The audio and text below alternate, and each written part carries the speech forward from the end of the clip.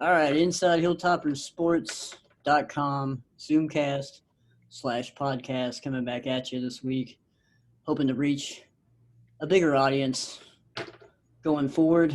And with us, I have our three talented interns. I like to call them intern babies in a non-sexual way and very unethical, not unethical way.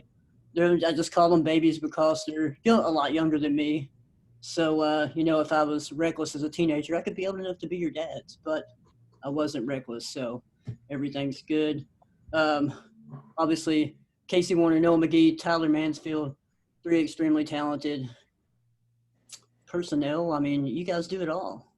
Video, audio, writing. You guys definitely know who's kicking field goals for the Western Kentucky Hilltoppers.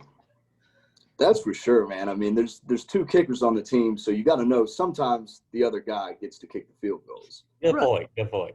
So, obviously, we got a lot to talk about. Let's get things started. Jahcour Pearson, not on the team anymore.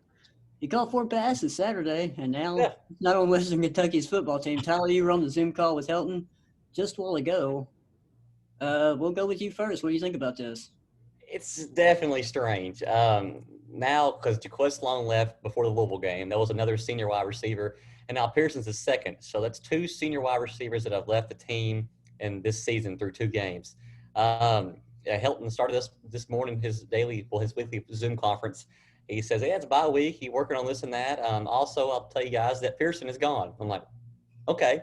So it kind of caught the media off guard. We're like, well, we didn't expect that to happen because he just played Saturday, and heck, he's had 9 catches for 96 yards through 2 games this year. So he's been getting his touches. Hadn't scored yet, but still, it's just kind of shocking news. I'm not sure what exactly happened or what's happening or any of that kind of stuff. All we know is that he's gone, Sloan's gone, and of course, Craig Burt and Mitchell Tinsley are the Hilltoppers' 2 main receivers moving forward. Those 2 JUCO guys who've done a fine job. It's just weird having Sloan and Pearson, who were 2 guys people thought would be pretty big this year, both gone. So I guess the word shocking was something I didn't plan on writing about on a Monday morning.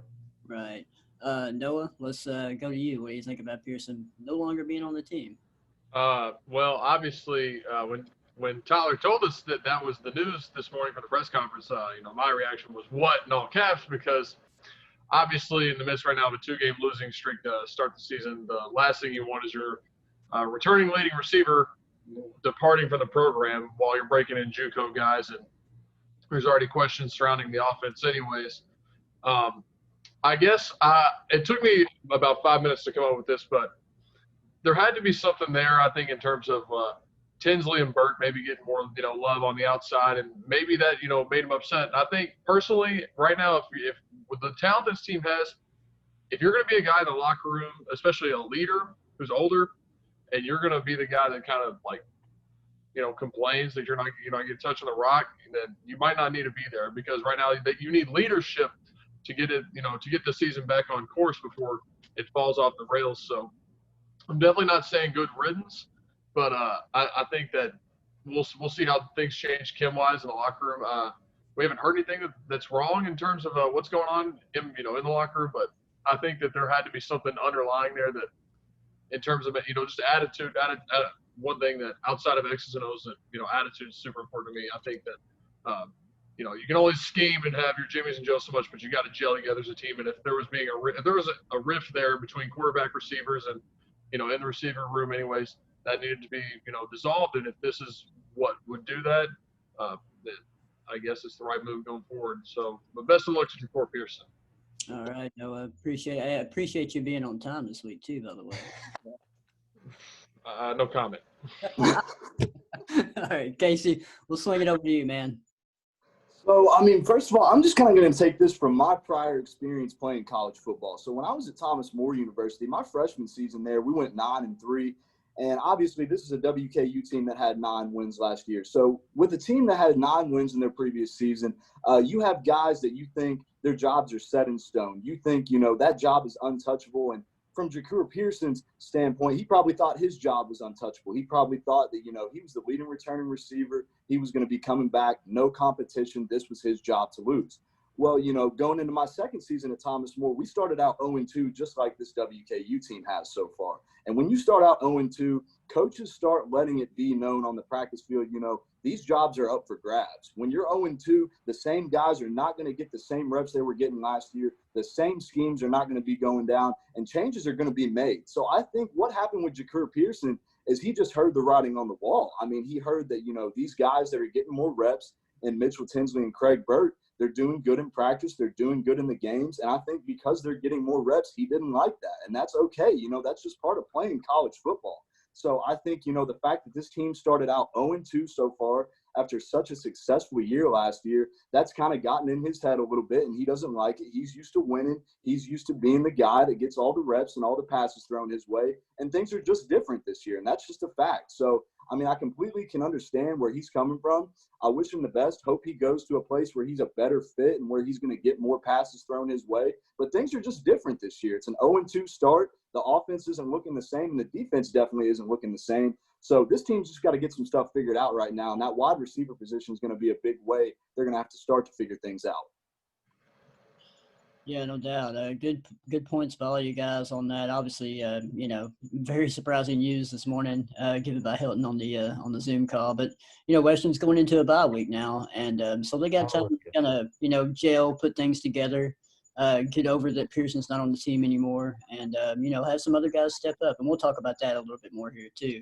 But we'll kind of cut and go to the Liberty game. Obviously, very flat start for Western Kentucky to start out, especially there in the first quarter. It just seemed like they just weren't there or weren't ready to play. Kind of picked it up, got back into the game a little bit. But Liberty, look, despite all the losses on offense that they had from a year ago, we knew this Liberty team was going to be good.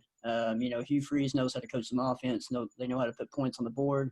And obviously that happened on Saturday. Western loses 30-24.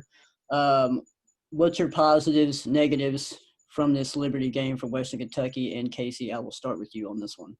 Okay, so I'll go ahead and start with my negatives just to kind of end more positively. So negatives, time of possession, lost by 10 minutes. That's usually never going to equate to a win. I don't care who you're playing. That's not good. Liberty even had 8 penalties of 89 yards, and we still lost the time of possession. So that's just not going to cut it. That's not controlling the game. That's not having a good feel for the game starting out at all whatsoever. So that's a huge negative. 3 of 10 on third downs. Third down efficiency was very poor all day. That's not going to win you games. Gave up 484 total yards, 354 rushing yards. That's just absolutely atrocious. Can't give up that much on the ground in a game-to-game basis.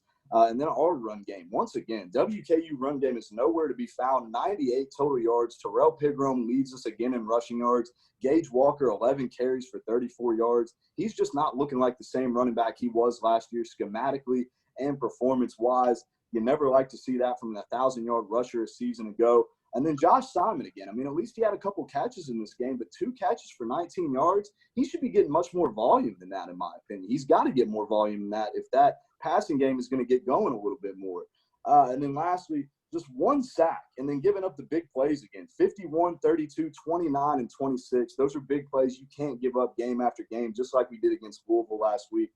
So those are my negatives to start things out. But then there were some positives. There definitely were some positives to be taken away. And this first positive is something that a lot of people aren't going to like to hear, but it's just the truth, man. Piggy T had a good game.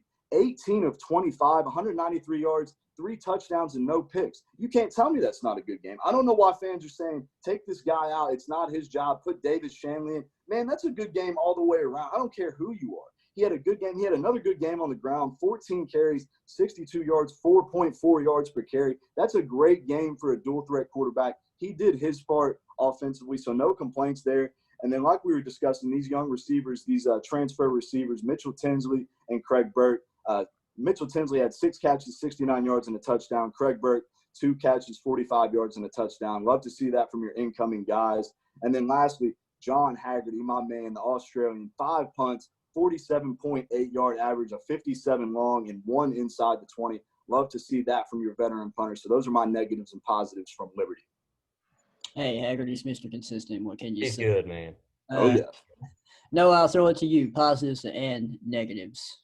All right. Well, I think I'll do the same as Casey did. I'll start with negatives because I would argue there's more negatives coming out of positives. I know coming from me last week after I stood up for basically the entire roster that was not the secondary. Uh, the offensive line has got to be better. And that front seven from Liberty was not. I'm going to be honest. It was not special. Like looking across the board, they're not a special unit. The Western Kentucky offensive line is. I don't know. I really think that the Miles Pate loss hurts more than people want to talk about right now because he's a guy who started, at the right tackle spot for 3 years, and losing him and moving a new guy in, it throws off the chemistry a little bit. So, and it's not even just from the right tackle spot. I think the offensive line is severely underperformed all across the board. I would say the front, and then obviously the front seven. I'll have what me and Sean talked about. I'll have some interesting content coming to you guys this week where we're gonna hop on the whiteboard again and go through some of the key plays from Saturday. And Devin Key actually said it himself and talk about leadership in the locker room. He said that they didn't fit the run well on Saturday, and they didn't. And there's plenty of they took a lot of bad angles. And I think Malik Willis in general, just in general with his athleticism, he made a lot of guys miss and created bad angles and destroyed the edges that Western Kentucky set. So.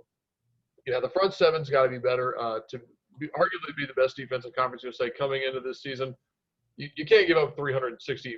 If you take away there's a negative 9-yard carry that was considered like by the team. So if you take that away, they had 360 rushing yards. You can't give that almost 400 yards on the ground. That's unheard of from a defense with this much talent. And the arm tackles. We all talked about it on Saturday. The arm tackling was terrible. There was on the last drive they had a chance to keep Liberty behind the 50-yard line, but I think it was Willis ran through 4 arm tackles. Nobody broke down, nobody got low to attack him at his hips, tried to hit him high, but he's too strong and he's too athletic to be brought down like that. So they're gonna have to fundamentally tackle. As weird as that sounds, and telling a college football team that you got to fundamentally tackle, next time out against MTSU. But positives.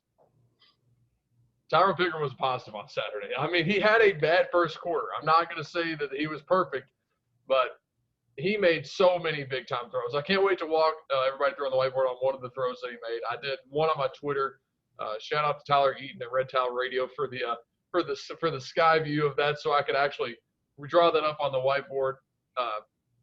But he had a pretty good game. Now the throw to Joshua Simon, I believe, is either late in the third or in the fourth. Man, that should have been brought in. That should have been a completion. But his toes were on the ground. He's on his tiptoes the whole time. He's got to sink his heels into the ground too and get his feet square. One of the guys I really like watching evaluate quarterbacks is JT O'Sullivan, who used to be a backup for the 49ers and the Lions and the Saints in his heyday. And he's really big on talking about toesy throws, and so he's transferred that OCD onto me. And so as soon as I saw him on his toes, I was like, that throw's not – it's like this is going to be ugly. And so Pickering was a positive outside of that one throw, in my opinion, and obviously the slow start of the first quarter. The receivers played much better this week.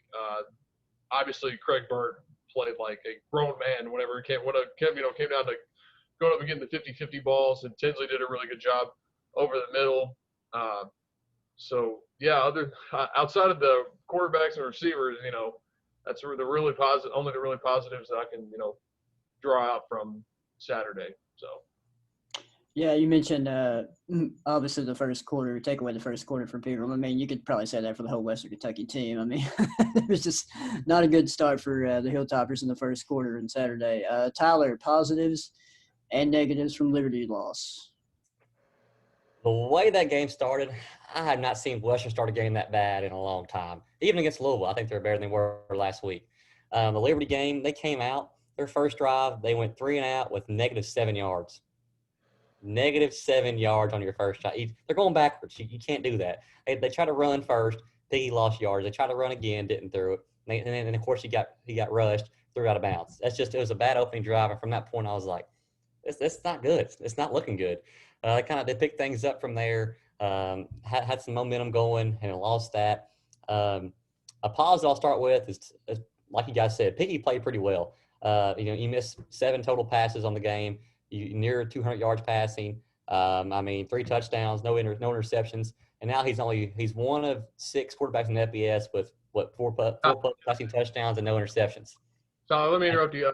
Can you list the other guys on that list, please? Yeah, that list includes Sam Ellinger from Texas, so you know who's pretty good. Trevor Lawrence from Clemson. That's okay. Spencer Rattler, Oklahoma. Derek King from Miami. And Grayson McCall, Coastal Carolina. Yeah, a couple Those of are good guys. And he's on that list. So, I mean, people that are asking him to be benched and this and that, are they watching the games? I mean, yes, everyone has a bad drive. They have a bad drive, but he didn't have a bad game. I don't understand. Now, we got somebody on our Twitter, I don't know who it is, but every tweet, I could tweet and say, I'm getting married. Start Davis Shanley. I mean, I'm telling you, this guy tweets, start Davis Shanley, put Hey. Shanley in every single game. You know, it's got to be a family member, and It's that's got to be. but you know, I'm yeah. not saying Shanley's not a bad quarterback. I've watched him play to some good things. He scored on Bama a couple years ago. The dude can play.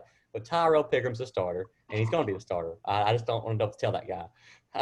Yeah, there's some negatives, though. I mean, the offensive line, they've been good for so long. Mike Goff's team has to get it together. They got to protect Pickram better. The running back room's got to improve. Gage, you know, he's not finding his groove like he was last year yet.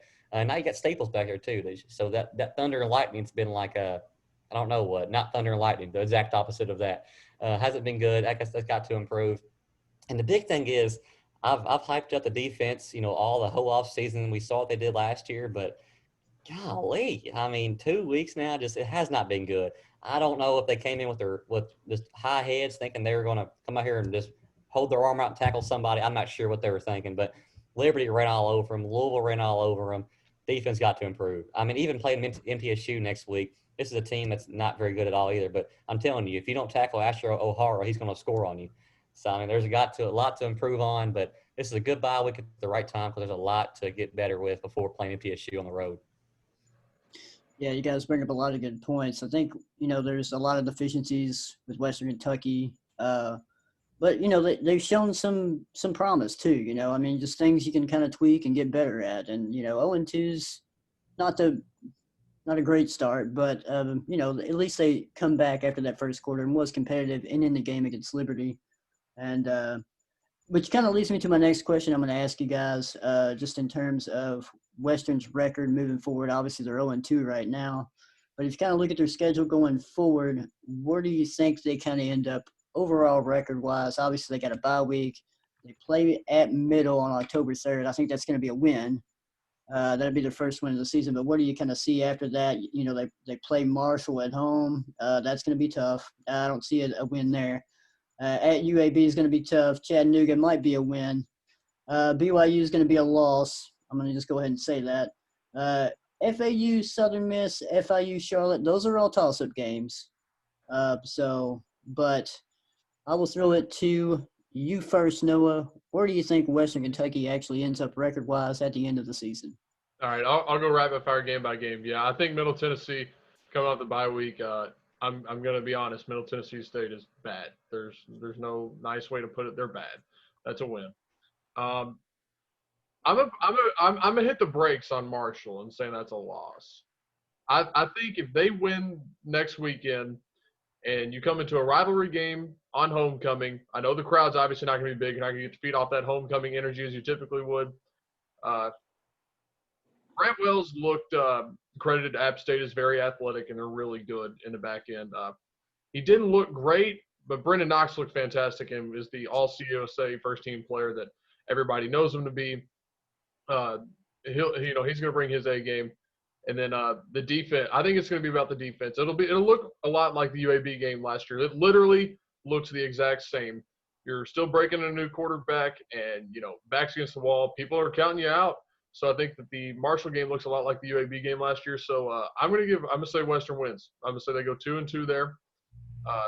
Then at UAB on October 17th, I'll go loss there. I think if Tyler Johnston is turnover prone that day, which he is, then maybe they come out with a win. But I'm gonna play it safe and go loss there. Beat UT Chattanooga, BYU loss. That's the best team on the schedule left. Florida Atlantic, they lose. They're almost like Liberty. They lost a lot of talent last year, but they're a factory in CUSA. So I'll go loss. Southern Miss, I think last Saturday was a heartbreaker for them. That they really needed that one. I think they'll win that one. They'll get FIU and Charlotte. So let's see. I think I have them. I have them 6-4, 6-5, or something like that. However many games they're playing. Yeah. So not bowl game worthy, but I think that they finish on the positive side. Barely. Going to depend on the Marshall game. All right, Casey, you're next. Okay, so I'm going to go game by game here. Middle Tennessee State, win. I'm actually going to say the Marshall game is a win just because of the fact I think Coach Helton coaches very, very well under adversity, and I think that game is very much so going to test his adversity as a head coach. I think we come out with a very close win in that one, high-scoring battle. I think it's going to be like shades of that game in 2016 where they had a shootout. I think it's going to be a very, very great game. So I think that's going to be a win, actually. Take that UAB on the road game as an L, though. I think that's going to be very tough for them. That's a pretty good UAB team. I think Chattanooga at home is going to be a win. BYU on the road is going to be a loss. Florida Atlantic on the road, give me a win there. Southern Miss at home, give me a win there. Florida International at home, give me a win there. And then at Charlotte on the road for that final game, I'm going to give them an L for that one. But I think 6-5, 7-4, I have that written down, question marks right there is maybe an appropriate record for this team. I don't think this is a losing football team by any means. I was telling Tyler Eaton the other day after the game from Red Towel Radio that I really think, like I mentioned earlier, that Tyson Helton is a coach that coaches very well under adversity. He may not be a very fast starter as we've seen the past couple of years, but I think he coaches very well under pressure and under adversity. And I think once that adversity sets in, he really gets his teams going well. So I think this is a 6-5, 7-4 team. Could they win 8 maybe even? I think that's their ceiling. I think their ceiling is realistically an 8-win season, but I think their floor could also maybe be a 5-win season. So I don't think they'll go any worse than 5-6, but no better than 8-3. So give me about 6-5, 7-4 for this team rest of the way. All right, sounds good, Casey. Tyler, we'll shoot it over to you. How do you think Western Kentucky will finish out this season? It's just I've covered this program for a while. I've seen the good, I've seen the bad, I've seen the Sanford era, I've seen Brom. I've seen a lot, and this is I know it's only 2 games. I know they've lost by combined 20 points these last 2 games. This is a good football team. I will say that there's a lot of talent here, but there's a lot they've got to work on. So judging where they stand right now and going down the list of games on the schedule left, MTSU, they should win there. I know Murfreesboro's a tough place to play at Floyd Stadium, but MTSU is not good by any means. They've got Asher. He's very good. But other than that, pretty tough team this year. So I think Western does win that game. They'll give them a win there. I know you guys said Marshall will be a win. I can't. I can't say it right now. I've watched Marshall the last 2 games. No, I didn't watch the full game. I watched the film on them. They're good. I know Grant Wells is young. He'll make some mistakes, but this team just beat App State. They killed EKU, who's obviously not very good, but talented team. Brendan Knox is great. I voted for him this week for Offensive Player of the Week. He didn't get it somehow. Frank Harris did from UTSA, but that's beside the point. Still a good football team. I think Marshall does win that game on homecoming here. UAB on the road. I don't know what it is, man. UAB is always good. They're a tough place to play, tough team to play. I think Western will beat in middle, lose back-to-back weeks to Marshall and UAB. UTC, that Chattanooga game, I'm telling you, they're obviously Western is going to win that game, I think, but that's their one game of the year. Chattanooga's playing one whole game the entire season against Western. So they're going to be ready to play no matter what. They'll be practicing weeks and weeks and weeks to get ready for that game. It's their Super Bowl. So I think Western does win that game. So I think where I'm at now, it'll be 2 wins so far. BYU ain't happening. They will not go to Provo. It's just a long trip for them, the longest they've traveled in a long, long time. It'll be good exposure for them, but I think they lose that game. After that, you go to FAU. I know they lost a lot. FAU hasn't played a game this year yet. I'm sure they'll be ready to play. That's a toss-up for me, but I'm going to go with FAU for that win. Now, Southern Miss at home, FIU at home, back-to-back weeks. Give me 2 straight wins there. That'll give them at 4 so far. And then Charlotte on the road to finish out. I think they'll finish with a bang, but I only see 5 wins for this team as of right now. Well, could that go up? It probably could, but I don't see more than 7. I don't see less than 5. So right in that 5 through 7 range is what I'm going to stick with. All right. Sounds good. Definitely different varying opinions across the board here. Yeah.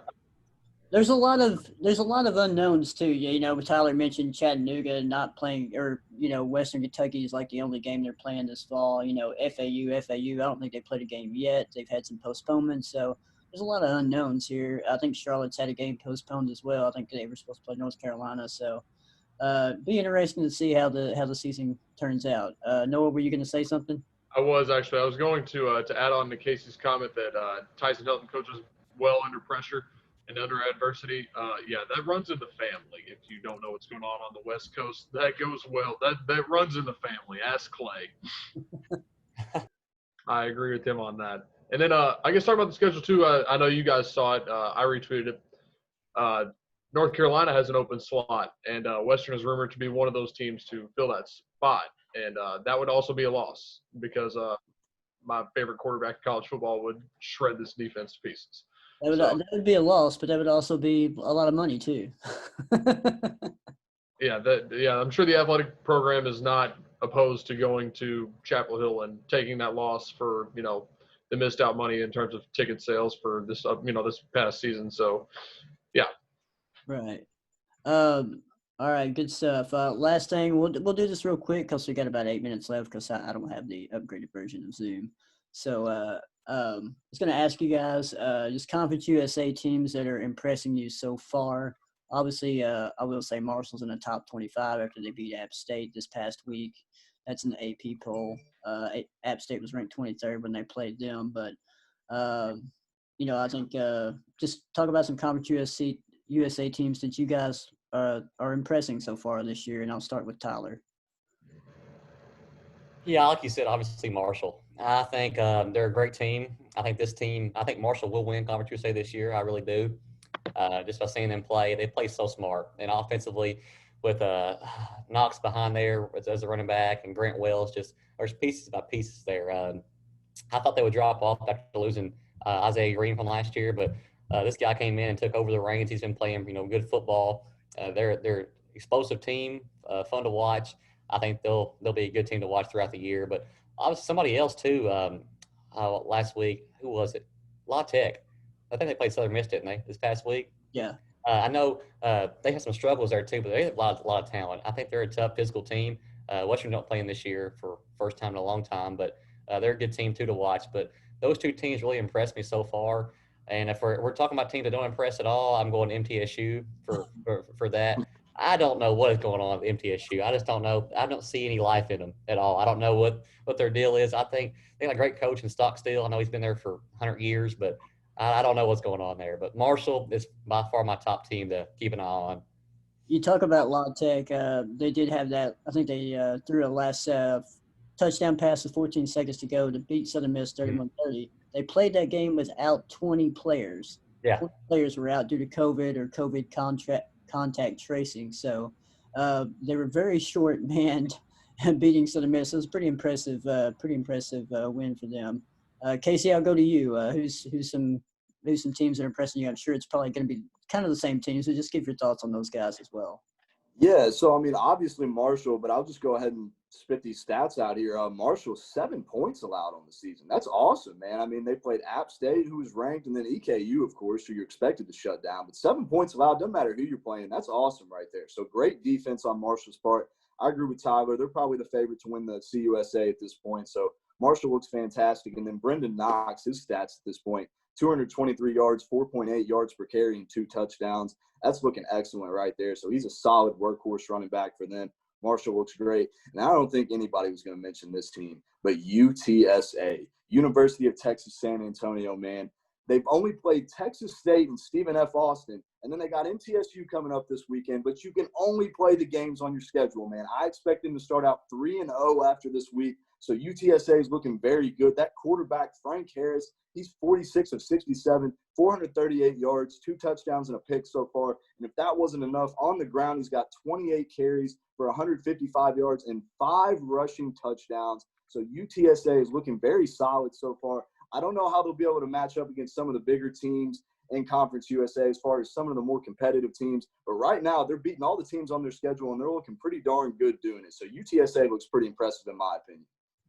You mentioned UTSA. They probably had probably the most exciting game so far this year against Texas State, 51-48, double overtime game. It was a lot of turnovers, a lot of missed kicks, missed extra points that kind of made it go into double overtime. It was pretty exciting. But Noah, your thoughts, my man? I can't believe Casey had the audacity to put UTSA on a list of most impressive Conference USA teams. Like they're going to maybe win next week and then lose the remaining 8-9 games on their schedule. We do have it, but Harris is an exciting player. I believe Harris is UTSA.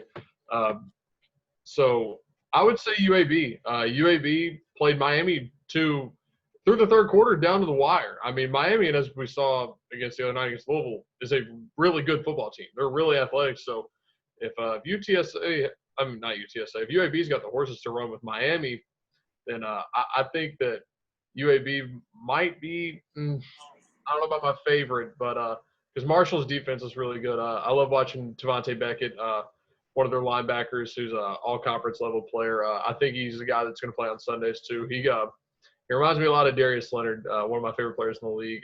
Long-armed guy, just has a real nose for the ball. So I think that Marshall obviously is everybody's unanimous choice for best team in Conference USA. But UAB people kind of dozing off on them right now. Central Arkansas made that game in the week one look a little closer than it should have been. And then they lost, late to Miami. They pushed the score up to 17 points. So I think going forward, UAB will end up reclaiming that dominance in Conference USA. But I'm going to be honest. I think once Western gets the defense cleaned up, that they'll be among those three for me, because everybody don't press the panic button yet. All right, with Jahcour Pearson news today, I don't blame you if your hand is like hovering over it. That's okay. But they played a really good Louisville team, and Sean, we talked about last week that Liberty team. I said don't trust the spread. I said this is a good football team. They are going to be sound fundamentally, disciplined, and they're well coached. And they came in and they executed game plan perfectly and played sound defense and ran the ball down their throats. I mean, I thought they were going to do it throwing the ball because that's what they did last year, but it turns out Hugh Freeze is a guy who can, he just gets the most out of his talent. So I think Western will get back on track eventually. I think, like as Tyler said, a really timely bye week. So my top two right now would be Marshall, UAB. I guess another team. One team that I would say is a pretender right now would be Southern Miss. Southern Miss, you took the gut punch in week one against South Alabama against a team that, they should have beaten with Jack Abraham and all those weapons on the outside. There's no excuse for that. And then obviously you have your head coach resign. And then the other night, what a brutal – you blow a 17-point lead. I wrote in my weekend recap that it was a pretty tough weekend to be a Bird mascot-related team and have a big second-half lead. Really, really tough weekend. I'm looking at you, Atlanta. I'm talking to you. So, yeah. Wow. Lots of interesting football left to be played in CUSA, but, yeah, Marshall UAB right now, top two. All right, guys. We appreciate the time. It's cutting it pretty close here. So – Casey Warner, you can find him on Twitter at @DKCWarner. Noah, I don't even know what your Twitter handle is. What is it? I guess we'll find out later. At Noah MCG Sports. Might be an H. It's something like that. Somebody knows it. And Tyler Mansfield can be found at By Mansfield. There we go. Hilltoppers Sports, our Twitter account is at @WKU_Rivals. There we go. Appreciate the time, guys. We'll be back next week to talk about the Middle Tennessee game, preview that a little bit. For InsideHilltoppersports.com, Sean Williams, we're out of here.